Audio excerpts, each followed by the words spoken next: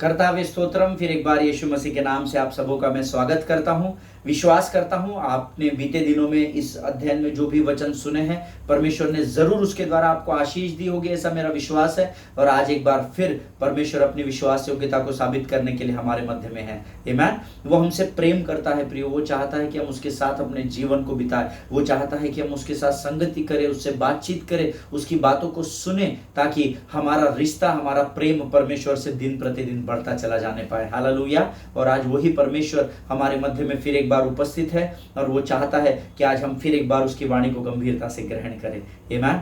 कल हमने जो वचन सुने थे, परमेश्वर का धन्यवाद हो, बहुत सारे लोगों को परमेश्वर ने उन वचनों के द्वारा आशीषित किया। और मेरा विश्वास है कि जितने लोग आज इस वचन को सुन रहे हैं, खातरी से कोई भी आज इस स्थान से खाली हाथ नहीं लौटेगा। आमीन। अगर आप कुछ प्राप्त करने की मंशा से आए हैं, अगर आप कुछ प्राप्त करने के लिए यहाँ पर विश्वास के साथ बैठे हैं, आपके विश्वास के परिमाण के अनुसार परमेश्वर आप में से हर एक के बर्तन को भर देगा।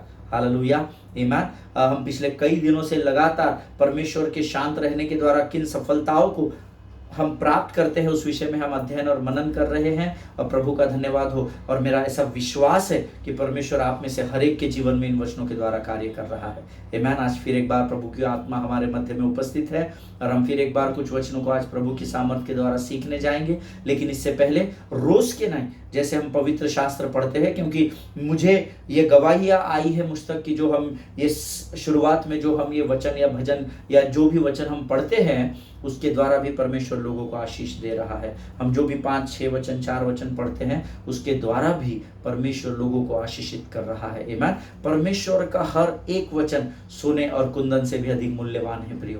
आमीन। सो आइए ऐसे ही कुछ वचनों को आज हम प्रभु के पवित्र शास्त्र से पढ़कर आशीषों को प्राप्त करेंगे। आमीन। आज हमने पढ़ने के लिए जो वचन चुने हैं वो पाए जाते हैं नीति वचन की किताब, उसका 9वां अध्याय, उसके 7 से लेकर 12 वचनों को हम पढ़ेंगे। प्रोवर्ब्स चैप्टर 9 वर्सेस 7 to 12, 7 से लेकर 12 वचनों को हम पढ़ेंगे। आमीन।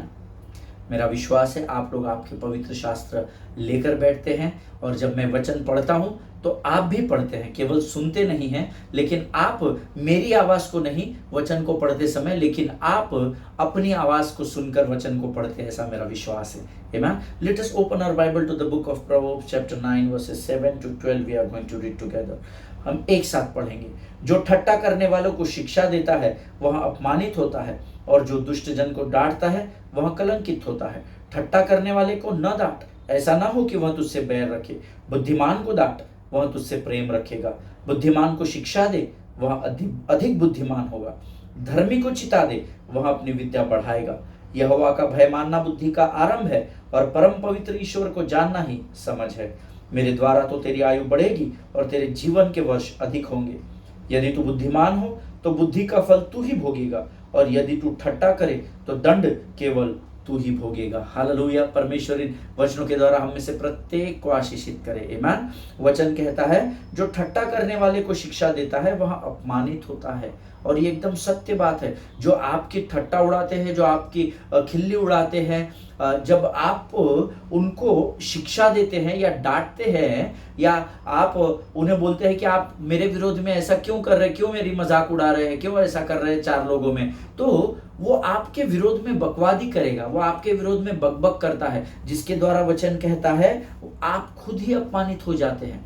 आप समझदार हैं तो वचन क्या कहता है कि जो ठट्टा करने वाला है उनके विरोध में बोलने की आपको जरूरत नहीं है, क्योंकि उसके द्वारा आपका ही अपमान होगा, उसे कोई फर्क नहीं पड़ेगा, वो मूर्ख व्यक्ति है। सो आप उसके विरोध में ना बोले। एक स्थान पर पवित्र शास्त्र में लिखा है कि डुक्कर के आगे मोती नहीं डाला करते हैं। आमीन। जो पिग होता है उसके सामने अगर आप मोती को डालेंगे तो वो गंदगी समझकर उसको चाटेगा, क्योंकि उसको उस मोती की पहचान नहीं है, उस मोती की, उस मूल्यवान पत्थर की उसे पहचान नहीं है, उसे उसकी वैल्यू, कीमत पता नहीं है। आमीन। इसीलिए जो ठट्टा करने वाला है, वचन कहता है जो ठट्टा करने वाले को शिक्षा देता है वह अपमानित होता है, और जो दुष्ट जन को डांटता है वह कलंकित होता है। आमीन। अगर आप एक आधे दुष्ट विरोधी को डांटेंगे तो वो आपके ऊपर गाली गलौज करेगा, आपको कलंकित करेगा, आपके विरोध में लोगों के पास जाएगा। तो वचन कहता है, 8वां वचन कहता है ठट्टा करने वाले को मत डांट, तो क्या करना चाहिए प्रभु? वो मेरे खिलाफ में बोलता रहेगा, वो मेरी मजाक उड़ाता रहेगा, मैं सुनता रहूं? इग्नोर करो। हम ऐसे लोगों को इग्नोर करें और अपने ध्यान को परमेश्वर की वचनों की ओर लगाना सीखें। लेकिन हम उल्टे जा रहे हैं, हम संसार में ज्यादा अधिक ध्यान दे रहे हैं और परमेश्वर के वचनों को इग्नोर कर रहे हैं। इसीलिए हम में से कई लोग अपनी आशीषों को पाने में और अपनी प्रार्थनाओं के उत्तर को पाने में हम पीछे रह चुके हैं। हालेलुया, हम पीछे रह गए हैं। संसार आगे निकलता चला जा रहा है पर हम पीछे चले जा रहे हैं। क्यों? क्योंकि हमारा ध्यान परमेश्वर की वाणी पर कम और संसार की ओर, ठट्टा करने वालों की ओर ज्यादा लगा हुआ है। आमीन। सो पास साहब, अगर ऐसा कोई खिल्ली उड़ाए तो अच्छा लगता है क्या? नहीं अच्छा लगता है, किसी को भी नहीं, ना आपको ना मुझे। बड़ा अपमानित महसूस होता है। बट आपको सीखना पड़ेगा उन लोगों को इग्नोर करना। क्यों? क्योंकि परमेश्वर का वचन कहता है ठट्टा करने वाले को तू मत डांट, उससे मत उलझ, उससे मत भिड़ना। आमीन। तू उसको इग्नोर कर देना। प्रभु आपको आशीष दे, आप आगे निकल जाना, परख कर देखना कि यहोवा कैसा भला परमेश्वर है। हालेलुया। 8वां वचन कहता है ठट्टा करने वालों को न डांट, ऐसा न हो कि वह तुझसे बैर रखे, बल्कि बुद्धिमान को डांटना तो वह तुझसे प्रेम रखेगा। हालेलुया। वो व्यक्ति जो बुद्धिमान है, जो परमेश्वर के मार्ग पर लगातार चल रहा है, वो जब मार्ग से भटक जाता है तब आप उसको अगर डांटोगे ना तो वो वापस प्रभु के मार्ग पर आ जाएगा। क्योंकि वचन कहता है जब तू बुद्धिमान को डांटेगा तो उस परिस्थिति में तूने उसके जीवन को मार्ग से भटकने से फिर एक बार रोका, इस बुद्धि की बात को समझकर वह तुझसे और अधिक प्रेम करेगा। हालेलुया। आमीन। आगे वचन कहता है बुद्धिमान को तू शिक्षा दे, वह अधिक बुद्धिमान होगा। धर्मी को चिता दे, वह अपनी विद्या बढ़ाएगा। आमीन। बुद्धिमान को जब आप बुद्धि की बातें बताते हैं तो वचन कहता है वो अधिक बुद्धिमान। तो पास्टर साहब, हम बुद्धिमान है कि नहीं है? आप खातरी से बुद्धिमान है। क्यों? क्योंकि आप परमेश्वर के बेटे और बेटियां कहलाते हैं। हालेलुया। आप उस परमेश्वर को अपना अब्बा और पिता कहते हैं जो बुद्धि का स्रोत है, जहां से बुद्धि का उगम और आरंभ होता है। आमीन। सो अगर आपके पिता के पास बुद्धि है तो खातरी से आप भी बुद्धिमानी प्रजा कहलाएंगे। आमीन। वचन कहता है बुद्धिमान को शिक्षा दे, वह अधिक बुद्धिमान होगा। हालेलुया। जब मैं अपने पासबानों से वचन को ग्रहण करता हूं तो मेरी बुद्धि में परमेश्वर और उन्नति करता है, और उस बुद्धि के द्वारा, परमेश्वर की सामर्थ्य के द्वारा जब ये वचन मैं आप तक पहुंचाता हूं तो परमेश्वर आपकी बुद्धि को और अधिक बढ़ाता है। हालेलुया। जिनके सुनने के कान हो वो सुन ले कि परमेश्वर क्या कहता है। धर्मी को चिता देने के लिए प्रभु मुझे यहां कह रहा है आप धर्मी हैं, धर्मी को चिताना इस बात के लिए ताकि वह अपनी विद्या बढ़ाएगा, ऐसा लिखा हुआ है। हालेलुया। आमीन। मुझे यह वचन बहुत सुंदर लगता है। Give instructions to a wise man and he will be still wiser, teach a righteous man and he will increase in learning, ऐसा 9वां वचन कहता है। हालेलुया। इस वचन को अंडरलाइन कर लीजिएगा और इस पर बहुत गंभीरता से मनन करना। परमेश्वर जरूर इसके द्वारा आपको नए प्रकाशन को प्रकट करेगा। आमीन। 10वां वचन कहता है यहोवा का भय मानना बुद्धि का आरंभ है और परम पवित्र ईश्वर को जानना ही समझ है। परमेश्वर को जानना बहुत जरूरी है। हम में से कई लोग हैं जो परमेश्वर को मानते हैं पर परमेश्वर को जानने में हम पीछे रह गए हैं। आमीन। बट आज फिर एक बार प्रभु इस वचन के द्वारा मुझे और आपको चेतावनी दे रहा है कि परम पवित्र ईश्वर को जानना ही समझ है। जब आप प्रभु को जानने लगते हैं परमेश्वर आपकी समझ को बढ़ाने लगता है, आपका संबंध परमेश्वर से मजबूत होता चला जाता है। जब हम किसी को मानने में और जानने में फर्क होता है, इस बात को हमेशा ध्यान में रखिएगा। हम किसी को मानते हैं, वाह क्या मस्त व्यक्ति है, मैं बहुत मानता हूँ पास्टर अब आपको, लेकिन क्या आप पास्टर को जानते हैं? क्या जानना बहुत जरूरी है, क्योंकि जानना आपकी समझ को बढ़ाता है, ऐसा वचन में लिखा है। आपको अच्छे और बुरे की समझ आने लगती है और आप उचित निर्णयों को प्रभु के भय में लेना सीख जाते हैं। हालेलुया। आगे वचन कहता है मेरे द्वारा तो तेरी आयु बढ़ेगी और तेरे जीवन के वर्ष अधिक होंगे। हालेलुया। मुझे नहीं पता आज ये वचन किसके लिए है, परंतु खातरी से अगर आज आपके परिवार में कोई बीमार है, वो अगर व्यक्ति इस परिस्थिति में नहीं है कि वो इस समय परमेश्वर के वचन पर ध्यान केंद्रित कर सके, प्रभु की वाणी को सुन सके, उसकी आराधना कर सके, हो सकता है वो बेड रिडन हो, शायद उसका मन कच्चा हो चुका हो, प्रभु से धीरे धीरे दूर हो रहा हो, लेकिन अगर आप विश्वास करेंगे तो ये वचन आप आपके लिए है कि आपके द्वारा उस आपके घर के व्यक्ति की, जिसको आज उम्र में बढ़ने की जरूरत है, जो कमजोर है, उसकी आयु को परमेश्वर खातरी से बढ़ाएगा और उसके जीवन के वर्ष अधिक होंगे। ये परमेश्वर का वायदा है। Receive it in the name of Jesus, आमीन, हालेलुया। आगे वचन कहता है, यदि तू बुद्धिमान हो तो बुद्धि का फल तू ही भोगेगा। बाजू वाला, इधर वाला, ऊपर वाला, नीचे वाला नहीं भोगेगा। अगर तू बुद्धिमान है तो तेरी बुद्धि का फल तू ही भोगेगा, ऐसा वचन कहता है। और यदि तू ठट्टा करे तो दंड केवल तू ही भोगेगा। सचेत रहना सीखे, जागते रहना सीखे, दूसरों की ठट्टा करना बंद करे। आमीन। दूसरों के विरोध में बोलना, कुड़कुड़ाहट करना बंद करे, क्योंकि जिसके विरोध में आप बोल रहे हैं वो नहीं, परंतु तू स्वयं ही उस ठट्टा का फल भोगेगा, ऐसा वचन कहता है। जिनके सुनने के कान हो वो सुन ले। अगर आप इस दूसरी कैटेगरी में गलती से अगर है, यदि तू ठट्टा करे तो दंड केवल तू ही भोगेगा, तो आज अपने आप को संभालना सीख ले। आमीन। क्योंकि ऐसा न हो कि आने वाले समय में परमेश्वर आपके जीवन के द्वारा अद्भुत कामों को जो करने की उसकी योजना है, उससे आप वंचित रह जाए। हालेलुया। क्योंकि अगर आप ठट्टा करने में व्यस्त है तो उसका फल आप भोगेंगे, ऐसा वचन में लिखा है। हालेलुया। प्रभु इन बातों को समझने में आपकी सहायता और मदद करे। मेरा विश्वास है आज के वचन के द्वारा जरूर परमेश्वर ना किसी से बातचीत की है, और ये समय है जब हम फिर एक बार प्रभु की वाणी को सुनेंगे। आमीन।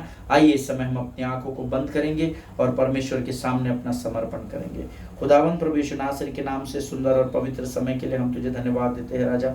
तू महान और जीवित परमेश्वर है, तेरी स्तुति करते हैं, तेरी प्रशंसा करते हैं राजा। प्रभु हम प्रार्थना करते हैं उन तमाम लोगों के लिए प्रभु जिनकी प्रार्थना की विनतियां हमारे पास है राजा। उनमें से हर एक को आशीष दे, उनको लगने वाली जरूरत को अपने स्वर्गीय भंडार से पूर्ण कर। प्रार्थना करते हैं राजा उन तमाम लोगों के लिए जिन्होंने प्रभु जी हमारे पास प्रार्थना की विनतियों को भेजा है और हमारे लिए प्रार्थना करते हैं। उन सबों को हम प्रार्थना में स्मरण करते हैं इस समय जिनके जीवन में प्रार्थनाओं की जरूरत है राजा। प्रभु तेरा वचन कहता है धर्मी जन के प्रार्थना के प्रभाव से बहुत कुछ हो सकता है। आज हम जिन्हें जानते भी और जिन्हें नहीं भी जानते हैं प्रभु, उन सबों के लिए प्रार्थना करते हैं राजा। उनके जीवन में तू तेरी इच्छा और योजना को पूर्ण कर परमेश्वर पिता। प्रभु जी तेरे भय में रहना वो सीखे, क्योंकि तेरा वचन कहता है परमेश्वर का भय मानना बुद्धि का आरंभ होता है राजा। प्रभु हम धन्यवाद देते हैं जीवन की तमाम आशीषों के लिए। अपने आप को यीशु मसीह के लहू में सुरक्षित करते हैं। शत्रु की हर एक युक्ति और योजना जो वो हमारे विरोध में, हमारे फिजिकल, फाइनेंशियल, मेंटल और स्पिरिचुअल एरियाज में करने की कोशिश करके हमको कमजोर करने का प्रयास करता है, शत्रु की हर एक योजना का खंडन हम यीशु नासरी के नाम से करते हैं राजा। प्रभु सारी बातों में महिमा तुझको देते हैं। आगे के संपूर्ण समय को तुझे समर्पित करते हैं और इस प्रार्थना को धन्यवाद के साथ यीशु के नाम से मांगते सुन और कबूल कर। आमीन आमीन। हालेलुया। फिर एक बार इस YouTube के चैनल पर आप सबों का मैं स्वागत करता हूं। विश्वास करता हूं कि आप लोग वचनों के द्वारा आशीषों को पा रहे हैं। आमीन। कल हम शूनेमिन स्त्री के बारे में सीख रहे थे कि कैसे उसने परमेश्वर के सेवक, परमेश्वर के भविष्यवक्ता के ऊपर जो अनुग्रह था उसका आदर किया और कैसे उसने परमेश्वर की आशीषों को अपने जीवन में प्राप्त किया। हालेलुया। आमीन। एक बार नहीं, 2 बार किया। पहली बार उसे संतान नहीं थी, परमेश्वर की भविष्यवक्ता के भविष्यवाणी के द्वारा उसे संतान हुई। कुछ समय बाद जब वो पुत्र मर गया, परमेश्वर के उसी भविष्यवक्ता के द्वारा परमेश्वर ने फिर एक बार अपनी सामर्थ को प्रकट किया और उस मुर्दे को जीवित कर दिया। Hallelujah. That is what I told you yesterday. Every time you honour grace, you allow that grace to bless you back. Hallelujah. जब कभी भी आप परमेश्वर की बातों का अनुग्रह का आदर करते हैं, वो अनुग्रह आपके जीवन में फिर एक बार आशीषों को लेकर आता है। हालेलुया। आमीन। और मैंने आपको कल बताया था कि जब आप परमेश्वर से अपनी इच्छा और योजना को पूर्ण करने के लिए जोर जबरदस्ती करते हो, जब प्रभु के पीछे लग जाते हो, नहीं प्रभु मुझे तुझसे आशीष को चाहिए, मतलब चाहिए, still God will honour you, but then you need to ready for the consequences for that situation. Hallelujah. You need to get ready to face the consequences of that situation. आपको तैयार रहना पड़ेगा कि आप वो आने वाली समस्या को सामना कर सके। Hallelujah. Amen. परमेश्वर के इस बात का उदाहरण मैंने कल अपने जीवन की गवाही से आपको दिया था। प्रभु का धन्यवाद हो। कल कुछ लोगों के मुझे फोन कॉल्स आए और उन्होंने कहा परमेश्वर ने आपकी गवाही के द्वारा हमें एक नई समझ को आज दिया है। Hallelujah. Never wrestle with God. कभी भी प्रभु से मल्ल युद्ध या लड़ने की कोशिश ना करें। आमीन। परमेश्वर प्रेमी परमेश्वर है और वो चाहता है कि हम भी उससे वैसा ही प्रेम करें जैसा वो हमसे करता है। क्यों? क्योंकि जो परमेश्वर से प्रेम करते हैं उनके लिए सारी बातें मिलकर भलाई को उत्पन्न करती है। सारी बातें मतलब अच्छी और बुरी, जो भी आपके जीवन में अच्छा बुरा हो रहा है, वो जब अगर आप प्रभु की और अपनी आंखों को लगाकर है प्रेम कर रहे हैं, तो अच्छी और बुरी बातें सब मिलकर आपके लिए भलाई को ही लेकर आएगी। हालेलुया। देखिए, ये ठीक उसी प्रकार होता है जैसे एक पापी को यीशु की कलवरी की मृत्यु से कोई लेना देना नहीं है। जैसे हम विधर्मी की बात करें, जो यीशु पर विश्वास नहीं करते हैं, जो यीशु मसीह को अपना परमेश्वर नहीं मानते हैं, जो यीशु को जानते तो है परंतु यीशु को प्रभु ग्रहण नहीं करते। कोई उसे नबी कहता है, कोई उसे अच्छा व्यक्ति कहता है, कोई उसे भविष्यवक्ता कहता है, कोई कहता है हाँ बहुत बलिदान देने वाला वो व्यक्ति था, लेकिन उसे प्रभु नहीं मानते हैं। ये ठीक उसी प्रकार से है प्रियो, कि एक पापी या एक विधर्मी जिसको यीशु की कलवरी की उस मृत्यु से कोई लेना देना नहीं है, और वो कहता है कि मैंने थोड़ी यीशु मसीह से कहा था मेरे लिए जान दो, मैंने कहा जाओ कलवरी पर चढ़ो और मुझे मृत्यु से छुटकारा दो, पापों और श्रापों से छुटकारा दो। ऐसा मैं आपको इसलिए बता रहा हूं क्योंकि ऐसा मैंने भी शुरुआत के दिनों में कहा था, जब लोगों ने मुझे सुसमाचार का प्रचार किया, जब लोग मेरे पास वचनों को लेकर आते थे और बांटते थे और मुझे बताते थे, ब्रदर आपको पता है परमेश्वर ने आपके लिए कलवरी पर जान दी। मैंने बोला था कलवरी पर जान देने के लिए, और मेरा क्या बदल गया? मैं तो आज भी तकलीफ में हूं। अगर आप बोल रहे उसने मेरे पापों के लिए छुटकारे के लिए जीवन दिया, तो फिर मेरे जीवन में बदलाव क्यों नहीं है? मैं लोगों से स्वयं ये कहता था, इसलिए मैं अपने अनुभव से इस बात को आपके बड़े कॉन्फिडेंस से बता रहा हूं। But you know, even though I was saying all these bad things about God, ये सारी बुरी बातें मैं परमेश्वर के विरोध में बोलता था, but still God honored me, hallelujah. और मैं आपको बताऊं, आज भी जो लोग परमेश्वर के विरोध में बात करते हैं, I want to tell you, अगर आज आप विश्वासी नहीं है और सुन रहे हैं तो सुन लीजिए, भले ही आप यीशु मसीह को अपना उद्धारकर्ता और परमेश्वर न माने, but still God will honor you all to live your life, hallelujah.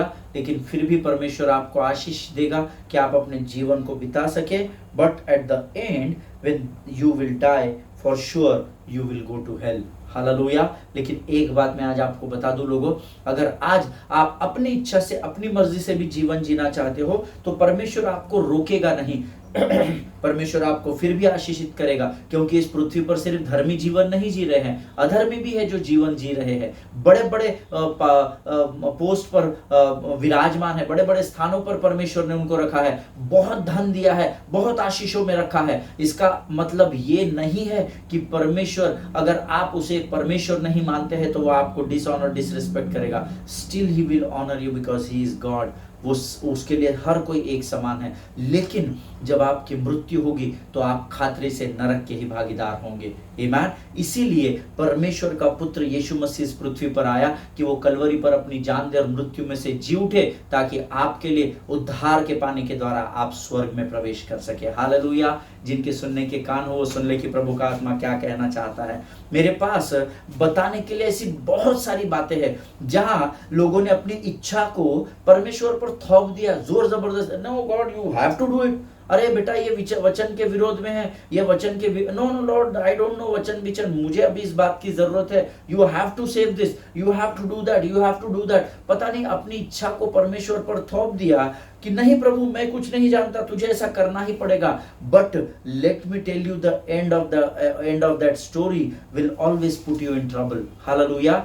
But मैं एक बात आपको बताना चाहता हूं, अगर आप अपनी इच्छा को परमेश्वर पर थोप देते हैं तो उसका अंत हमेशा आपको बुराई में ही दिखेगा। आमीन। गतसमनी के उस बागीचे में यीशु मसीह बहुत भयंकर पीड़ा का सामना कर रहा था। वचन हम सब जानते हैं, मानो उसकी पसीने की बूंदे लहू के समान मोटी बूंदे जमीन पर टपक रही थी, ऐसा लिखा है। और वो नहीं चाहता था कि वो कलवरी की मृत्यु का सामना करे। वो नहीं चाहता था कि उसके हाथ में खीले गाड़े जाए, पांव में खीले गाड़े जाए, सर पर कांटों का ताज पहनाया जाए, जिससे वो पूरा लहूलुहान हो जाए अपने लहू के द्वारा। लेकिन उसके बावजूद भी परमेश्वर कहता है, हे पिता, हो सके तो यह कटोरा तुम मुझसे दूर कर दे, वरन मेरी नहीं परंतु तेरी इच्छा मेरे जीवन में पूर्ण हो। हालेलुया।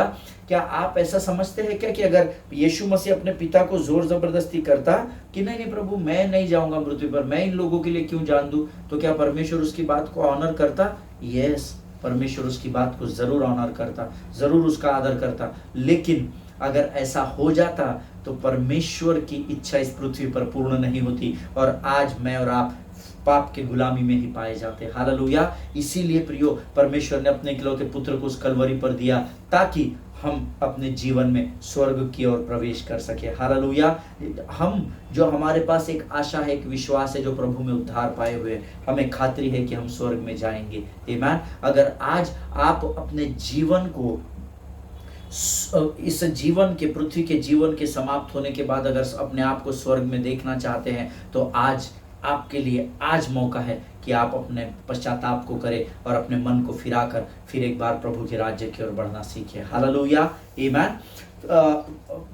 कुछ महीने पहले मैं आपको गवाही बताता हूँ। Few months before I received an invitation from Mauritius. मुझे मॉरिशियस से एक इनविटेशन आया था कि मैं और एक और पास्टर हैं, हमको ये कहा गया था कि आप लोग आए और यहाँ पर आकर वचन की और आराधना की सेवकाई करें। मॉरिशियस में कुछ क्रिश्चियन मसीह लोगों का एक समुदाय है, तकरीबन 150-200 लोग, उन्होंने हमें इन्विटेशन भेजा था। Everything was plan and there was one more man of God who was joining with me from Andhra, और हम लोग जा करके वहाँ पर प्रभु की सेवा करने वाले थे। और वो व्यक्ति ने मुझे कांटेक्ट किया कि मुझे आपका नाम भी भेजा गया, आपका नंबर भेजा गया पास्टर। फिर हम लोगों ने एक दूसरे के साथ इंटरेक्ट किए और उसके बाद फिर हम लोगों ने प्लानिंग किया और कैसे हम जाएंगे, कहाँ हम मिलेंगे, कौन से एयरपोर्ट से जाना है, वो सब हम लोग का प्लानिंग हो गया। और ये जो सभाएं थी प्रियो, ये 3 दिन की सभाएं थी और the dates were 9, 10th and 11th of January 2023। 9, 10 और 11 जनवरी की ये डेट्स थी जिसमें हमको वहां पर बुलाया गया था। और एक दिन सुबह तकरीबन 3, 3:30 बजे मैं सोया हुआ था और मुझे एक स्वप्न दिखाई दिया। मैं अपनी प्रार्थना करके और वचन पूरा तैयार करके अपलोड करके मैं जस्ट सोने ही गया था और मुझे बड़ी गहरी नींद प्रभु ने उस दिन दी और मुझे एक स्वप्न दिखाई दिया। और मैंने क्या देखा, एक एरोप्लेन था, एक प्लेन था जो मुंबई से हवा में उड़ा और वो आगे की ओर गया और तकरीबन कुछ समय के बाद वो उड़ रहा है, आसमान मुझे दिख रहे हैं और मैं उसमें बैठा हूं कि नहीं वो मुझे दिखाई नहीं दिया, लेकिन मुझे वो एरोप्लेन ऐसा दिख रहा था और सूर्य की रोशनी थी, सुबह का समय था और वो उड़ रहा था। और मुझे एक नाम दिखाई दिया, राम गुलाम इंटरनेशनल एयरपोर्ट, राम गुलाम इंटरनेशनल एयरपोर्ट। और वो प्लेन ऐसा नीचे आ रहा है और दूर से ऊपर से मुझे ऐसा दिखा कि वो इंटरनेशनल एयरपोर्ट, राम गुलाम इंटरनेशनल एयरपोर्ट का वहां पर नाम है। और सडनली कुछ टेक्निकल एरर उस फ्लाइट में आया और वो फ्लाइट वहां पर नीचे गिरकर क्रैश हो गई। आमीन। और मैं सडनली उठकर बैठा और जब मैं अपनी नींद से उठकर बैठ रहा था तो मुझे 112 ऐसा एक नंबर दिखाई दिया, 112। और मैं उठकर बैठा, थोड़ा सा सहम गया था और मैं प्रार्थना करने लगा घुटनों पर आकर अपने ऑफिस में कि प्रभु मैं क्या करूं, मैं क्या करूं, ये क्या है, मुझे रिवील कर। मैं धन्यवाद देने लगा, प्रभु को प्रार्थना करने लगा। Only thing which God the spirit of the Lord spoke to me, ये प्लेन क्रैश हो गया और उसमें 112 लोगों की मौत हो गई है। बस मुझे उतना ही समझ में आया। That 112 was nothing but the people who died in that plane. वो जो प्लेन क्रैश हुआ था उसमें वो 112 लोग सारे के सारे मारे गए थे, ये मुझे समझ में आया। आमीन। And I started praying to God, you know. और जब मैं प्रार्थना करने लगा, गॉड वॉज साइलेंट। उसके बाद मुझे कोई भी आवाज परमेश्वर की नहीं आई। And I was praying continuously but still God was silent. I started getting nervous and confused, you know। कई बार जब प्रभु हमारी प्रार्थना का उत्तर नहीं देता ना तो हम confused हो जाते हैं, हम उदास हो जाते हैं। But then I heard the word from the heaven and there were 2 words which came into my ear, give thanks। आमेन। और मैं प्रभु की उस आवाज़ को सुनकर उस नर्वसनेस से बाहर आने की कोशिश करने लगा। थैंक यू जीसस, प्रभु तूने मुझे कहा तेरा धन्यवाद दे, तू धन्यवाद के योग्य परमेश्वर है। प्रभु तेरा वचन कहता है, हे मेरे मन यहोवा को धन्य कहे और उसके किसी भी उपकार को तू न भूलना। And I started praying in tongues and I started giving thanks to the Lord. और दिसंबर के और वो समय मैंने प्रभु को धन्यवाद दिया। फिर मैं कुछ समय के लिए सोया और मैं अपने रोज के जीवन में बढ़ने लगा। और क्योंकि मुझे जाना था तो मैं प्रार्थना करने लगा कि प्रभु मुझे वहां इस्तेमाल करना, ये करना, मेरा वहां जाना व्यर्थ न होने पाए, वहां से तू मेरे लिए और ओपनिंग्स को देना प्रभु। मैं अपने हम दोनों जो पास्टर मेरे साथ आने वाले थे, हम फोन पर भी प्रेयर करने लगे। एक एकॉर्ड में, एक आत्मा में होकर हम लोग एक दूसरे के साथ प्रार्थना करने लगे, रोज 5 मिनट, 10 मिनट, 20 मिनट के लिए। और सडनली दिसंबर 30 मुझे एक फोन आता है कि मीटिंग्स पोस्टपोन हो गई है। आमेन। और अब ये मीटिंग मई 2023 में होने पाएगी, है ना। उन्होंने उस ऑर्गेनाइजर्स ने उस मीटिंग को पोस्टपोन कर दिया था और उन्होंने कहा कि पास्टर मीटिंग्स को हमने कुछ कारणवश पोस्टपोन कर दिया और अब ये मीटिंग्स 2023 में होने पाएगी। I said no problem pastor. उन्होंने कहा हमने आपके सारे टिकट्स वगैरह अभी हमको कैंसिल करने पड़ेंगे। मैंने उनको रीज़न नहीं पूछा, है ना। उन्होंने कहा, उन्होंने भी मुझे रीज़न नहीं बताया। जब कुछ दिनों के बाद मुझे वो जो दूसरे पास्टर थे उनका फोन आया, pastor how are you doing, कैसे आपका मिनिस्ट्री चल रहा है। हमने एक दूसरे के साथ अपनी बातों को शेयर किया और suddenly pastor started telling me कि पास्टर आप जानते हैं, उन्होंने आपको बताया रीज़न कि क्यों मीटिंग पोस्टपोन हो गया। I said no pastor, I don't know. और मैंने पूछा भी नहीं पास्टर साहब। उन्होंने कहा कि कुछ कारणवश ये मीटिंग पोस्टपोन हो गई है और हम लोग फिर एक बार आपको संपर्क करेंगे। तो मैंने कहा ठीक है, कोई बात नहीं है। उन्होंने मुझे बताया कि जिस ऑडिटोरियम में मीटिंग होने वाला था वो ऑडिटोरियम में आग लगकर वो पूरा का पूरा ऑडिटोरियम खाक हो गया। आमेन। अब देखिए 9, 10, 11 ये डेट्स है। 30 दिसंबर को मुझे फोन आता है कि वो ऑडिटोरियम खाक हो गया।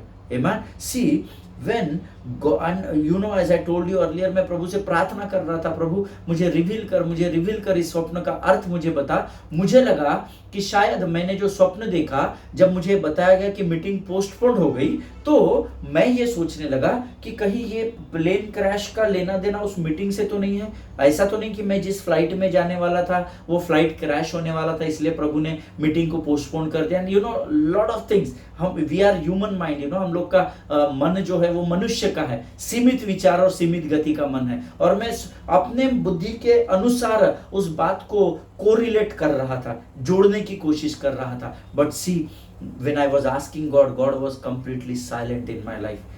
Only the word I heard was give thanks. और मैं धन्यवाद दे रहा था। जब मुझे पास्टर ने उस बात को बताया, उस रात को जब मैं प्रभु को धन्यवाद दे रहा था अपने स्थान पर, तब परमेश्वर की आत्मा ने मुझे बताया, दैट वाज द रीजन मैंने तुझे उस स्वप्न को दिखाया था। हालेलुया। लेकिन मैं क्या सोच रहा था, प्लेन क्रैश हो गया यानी मैं उसमें होऊंगा, इसलिए प्रभु ने मेरे जीवन को बचा लिया। Amen. And when God was not, मुझे जब परमेश्वर उसको रिवील नहीं कर रहा था तो मैं मायूस हो गया था। मैं प्रभु तू मुझे बता, कहीं ऐसा तो नहीं मैं कहीं फ्लाइट से जा रहा हूँ और मेरा प्लेन क्रैश हो जाएगा। Speak to me Lord, reveal me the secret. पर प्रभु ने मुझे उस समय कुछ भी नहीं बताया। God was completely silent. Hallelujah. But as I told you, as we are going through the topic, when God is silent, He is preparing you for something big to be done in your life. Hallelujah. परमेश्वर जब शांत होता है तो वह आपको तैयार कर रहा होता है कि आपके द्वारा आपके जीवन में उसकी महिमा को प्रकट कर सके। हालेलुया। परमेश्वर इन बातों को समझने में आपकी सहायता और मदद करे। See, there is a time for everything. That is what the word of God says. Time is very very very important.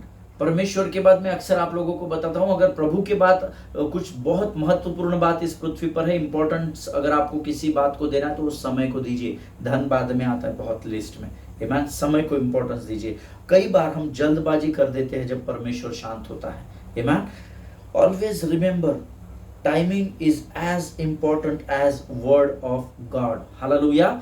मैं कोरिलेट कर रहा था अपनी बात को अपनी बुद्धि से, परंतु परमेश्वर वहां मेरे लिए एक बड़ी आशीष को तैयार कर रहा था। Hallelujah. Amen. Timing is equally important as the word of God is always remember this, amen. So समय से परमेश्वर का आदर करना सीखिए ताकि आप समय से प्रभु के आशीषों को प्राप्त कर सके। हालेलुया। आज हम यहाँ समाप्त करेंगे, हम अगले सेशन में फिर इसी वचन में जाएंगे, क्योंकि प्रभु ने अभी तक मुझे कहा नहीं है कि यहाँ मुझे रोकना है। मुझे नहीं पता आगे प्रभु क्या मन्ना देने जा रहा है, बट मेरा विश्वास है आज के इन वचनों के द्वारा जरूर परमेश्वर ने आपको आशीष दी है। हालेलुया।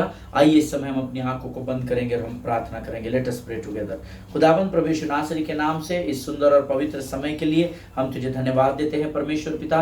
धन्यवाद देते हैं प्रभु जी, आज फिर एक बार तेरी गवाही को तूने दिया, तेरे वचन के द्वारा तूने हमें आशीष दी है राजा। जितनों सुना उसमें से हर एक को आशीष कर परमेश्वर पिता। प्रभु हम अपने पासवानों के लिए, उनके परिवारों के लिए प्रार्थना करते हैं राजा। प्रभु परमेश्वर पिता उन्हें संभाले रख, उनकी सुधि ले प्रभु जी। जब अगली बार को हम मिलते हैं प्रभु, तेरा प्रेम हमारे जीवन में बना रहने पर ऐसे हम प्रार्थना करते हैं। अपने आप को यीशु के लहू में सुरक्षित करते हैं और इस विनती को धन्यवाद के साथ यीशु नासरी के मीठे और पवित्र नाम में मांगते हैं प्रभु। सुनिए और बड़ी दया से ग्रहण करें। आमीन आमीन। हालेलुया। परमेश्वर आप सबों को बड़ी बरकत और बड़ी आशीष दे। अगले सेशन में हम फिर एक बार मिलेंगे, तब तक स्वस्थ रहें, सुरक्षित रहें, एक दूसरे के लिए प्रार्थना करते रहें। सभी को जय मसीह की। God bless you all.